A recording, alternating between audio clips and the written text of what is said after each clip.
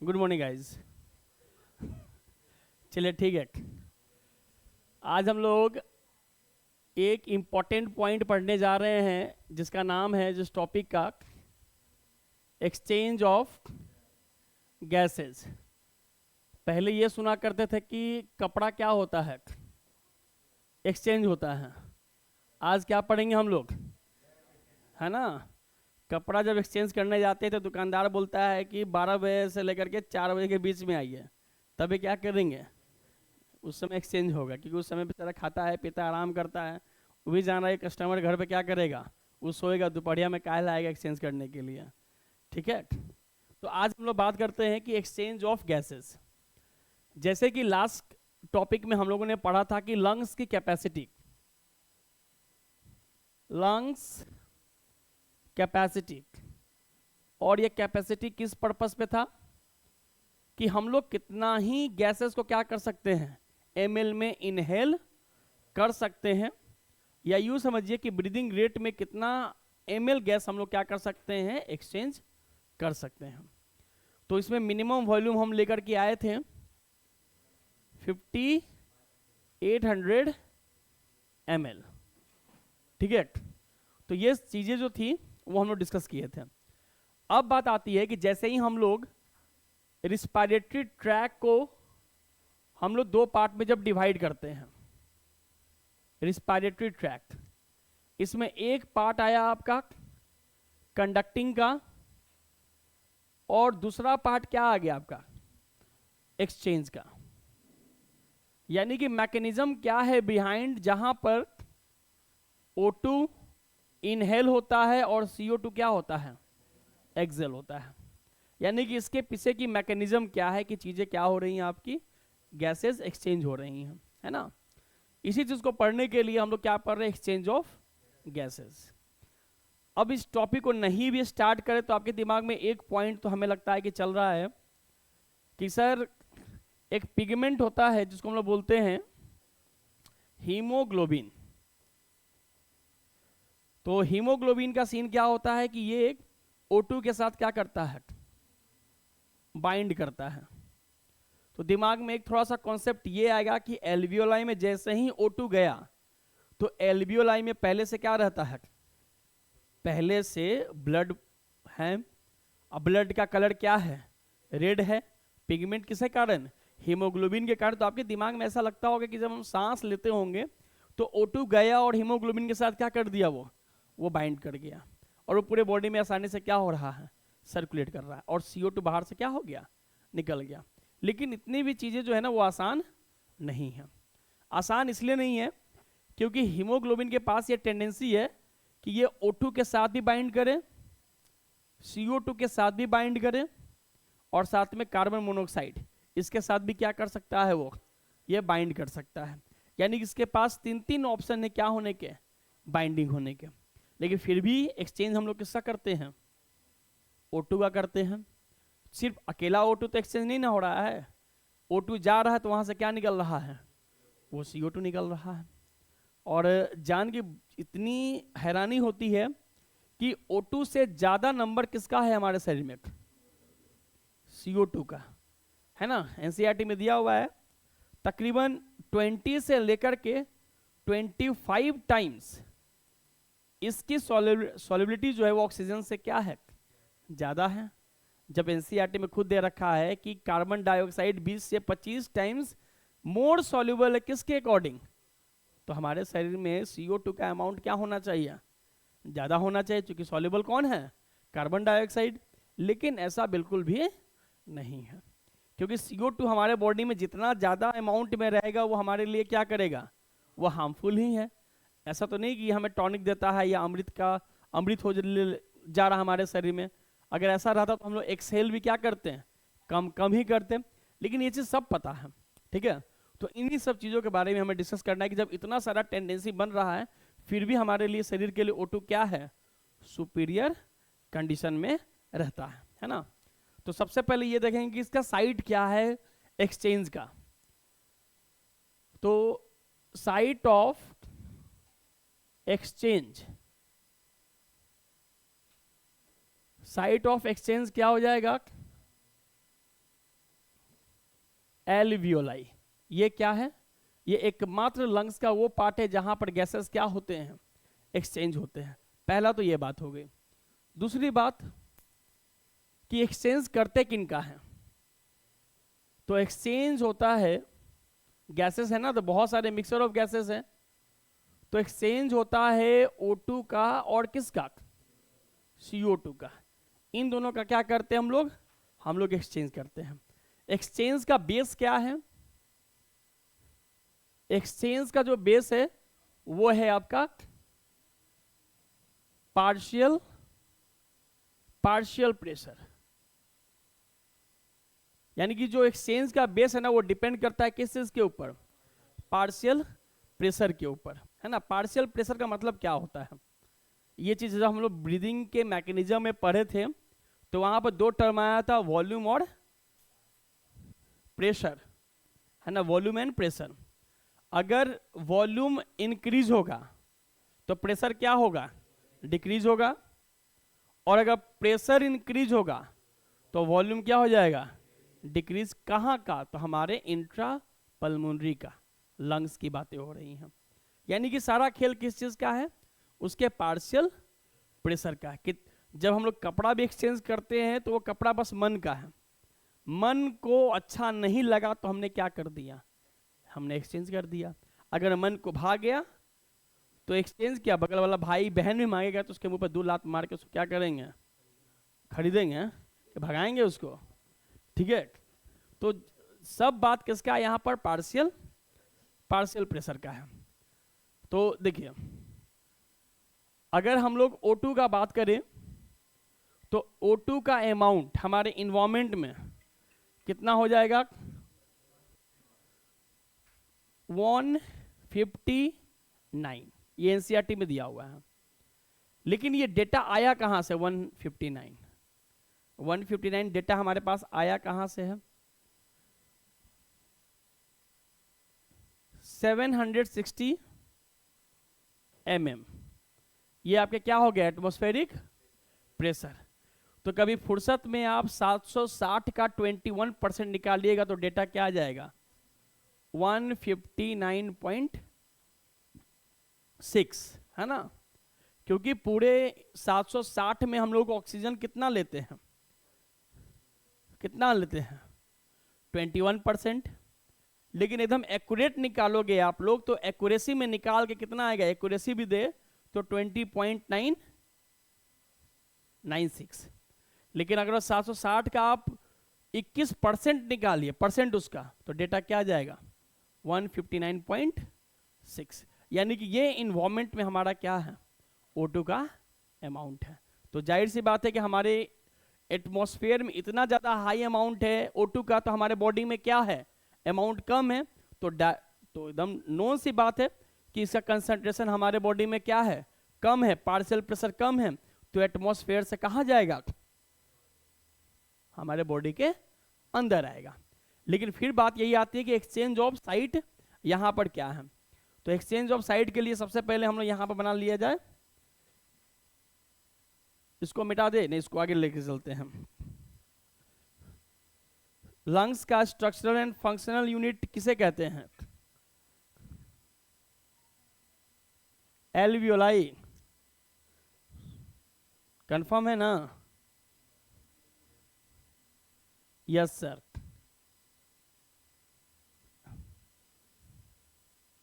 ये देखें, ये हो गया आपका,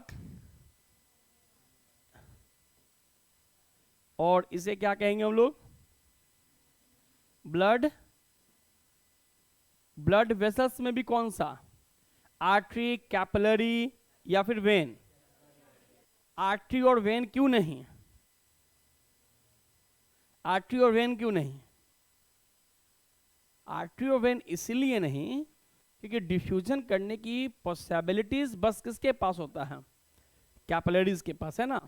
तो ब्लड वेसल्स में भी ये स्पेशली क्या आ जाएगा आपका, कैपिलरीज, क्योंकि इन्हीं के पास ये एबिलिटी है कि यहां से चीजें क्या हो सकती हैं, बाहर आ सकती हैं, है ना। अगर आर्टरी और वेन में रहता तो इसमें कभी भी जो ब्लड फ्लो कर रहा है वो इसमें नहीं रहता, यहां से क्या हो जाता, वो बाहर निकल जाता, है ना। अगर इसके पास डिफ्यूजन करने की टेंडेंसी होती तो इसको दाब दाब के हम लोग खून को क्या कर देते हैं, बाहर निकाल देते हैं। बैठे बैठे तो और कोई काम तो है नहीं, ये तो कर ही सकते थे।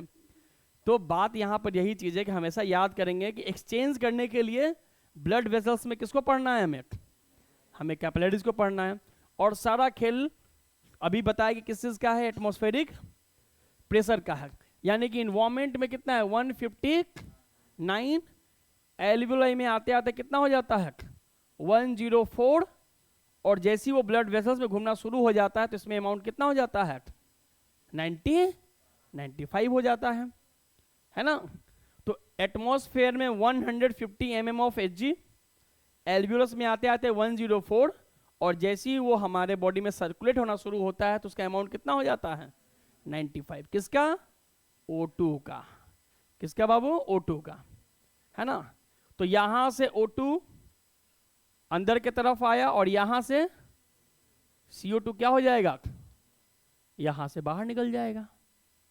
क्योंकि अब यहां पर, अब जब यहां पर देखोगे और यहां पर दिखेगा तो हमारे लंग्स में यहां पर पार्शियल प्रेशर ऑफ O2 क्या है, ज्यादा है, और इसमें क्या है, इसमें कम है।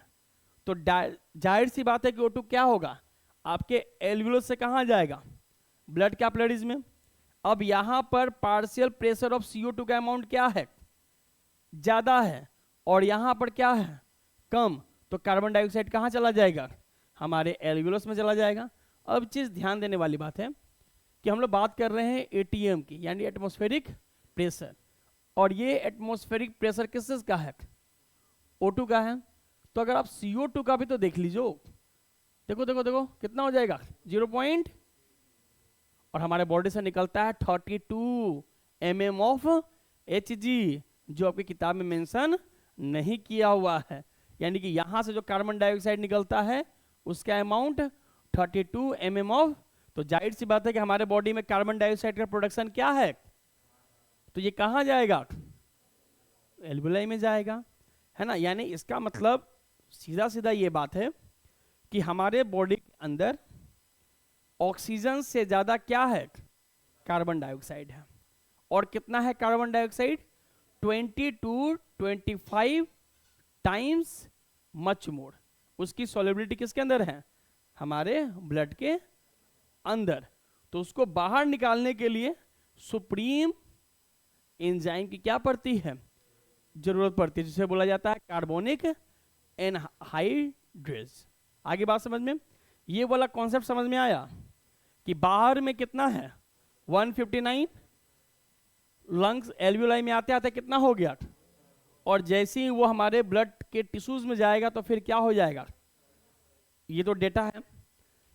लेकिन जो ये वाला पार्ट है आपका एल्वियोलस और ब्लड वेसल्स, तो इनके बीच में जो एक्सचेंज होता है ना, वो एक्सचेंज किसके मदद से होता है, डिफ्यूजन के मदद से, है ना। और एक्सचेंज ऑफ गैसेस अलग अलग फैक्टर पर भी क्या होता है, वो डिपेंड करता है कि अगर हम लोग गैस का एक्सचेंज करें तो किस केस में वो आसानी से होगा और किस केस में थोड़ा सा मुश्किल होगा, है ना। तो अभी हम लोग इसके मेम्ब्रेन के बारे में भी क्या कर लें, पढ़ लें। जब आप एनसीईआरटी देखिएगा तो एनसीईआरटी में ये दिया हुआ है कि गैस ऑफ एक्सचेंज में 3 टिश्यू इन्वॉल्व है, स्क्वाइमस इपिथेलियम, बेसमेंट मेम्ब्रेन, और फिर एक क्या हो गया आपका सिंपल एंडोथेलियम। और मजे की बात यह है कि उसमें एक पॉइंट लिखा हुआ है कि इन तीनों की जो डिस्टेंस होती है वो 1 mm से भी क्या होना चाहिए, कम होना चाहिए, तभी जाकर के डिफ्यूजन क्या हो सकता है, अच्छे तरीके से हो सकता है। ये किताब में लिखा हुआ है। तो एक एक करके पहले हम लोग क्या करते हैं, डायग्राम बनाते हैं। तो सबसे पहले हम लोग बना ले एल्वियोलाई का। तो ये रहा आपका एल्वियोलाई।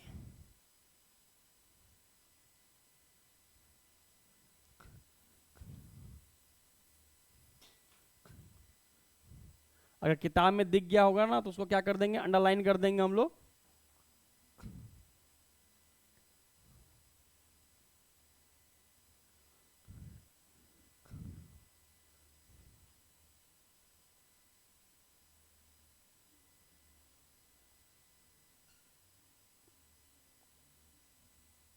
लिखा किताब में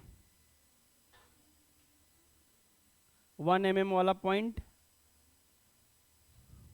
जो डायग्राम दिया हुआ है ना, उसी के नीचे वाले लाइन में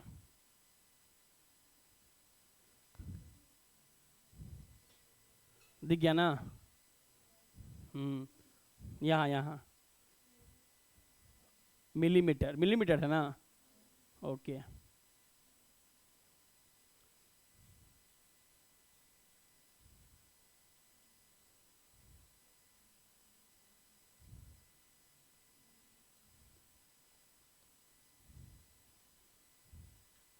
ये जो रेड वाला बन रहा है, ये रेड वाला क्या है आपका? ये हो गया आपका ब्लड, ब्लड कैपिलरीज। और बीच में क्या आ जाएगा? बीच में वाइट, बीच में आएगा बेसमेंट मेम्ब्रेन। बेसमेंट मेम्ब्रेन का नेचर कैसा होता है? ए सेलुलर, मतलब इसमें किसी तरह का कोई भी सेल नहीं पाया जाता है।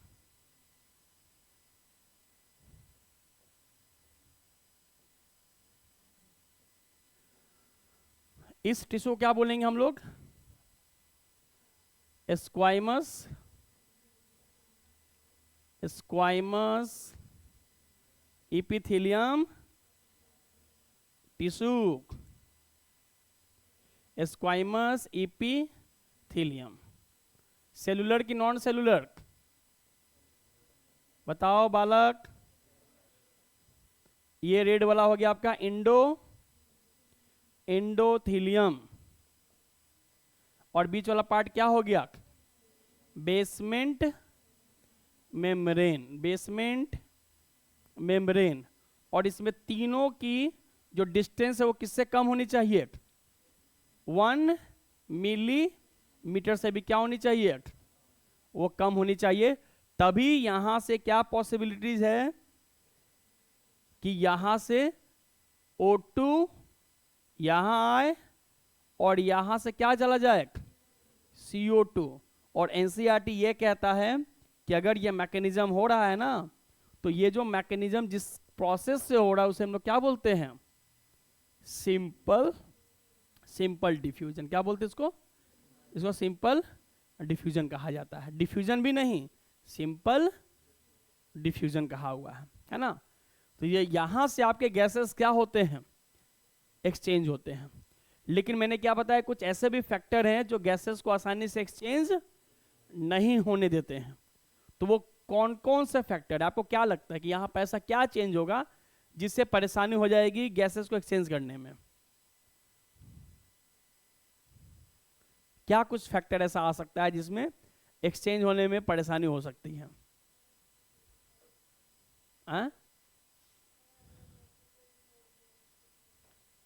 ठीक हो गया तो अच्छा ठीक, अच्छा ठीक। जैसे घर में जब कोई चीज बाहर से खरीद के लेकर के आते हैं तो उसका टैग बड़ा संभाल के रखते हैं कि नहीं कपड़ा में, है ना। वो टैग पहन ले, वो टैग अगर हट गया तो फिर उसको एक्सचेंज कर पाना क्या हो जाता है? मुश्किल हो जाता है, थोड़ा मुश्किल, नामुमकिन। लाइसेंसी लेके जाएगा तो नहीं करेगा एक्सचेंज। देखो क्या क्या रीजन हो सकता है। यहां पर जो पहला फैक्टर लिखेंगे वो हो जाएगा आपका deposition, deposition of cholesterol, cholesterol. और ये चीजें किससे बढ़ सकती हैं? जब हम लोग फैट फूड इनटेक करते हैं तब। उसमें भी सबसे ज्यादा कौन सा मीट? जब लोग क्या हम लोग क्या खाते हैं? मटन।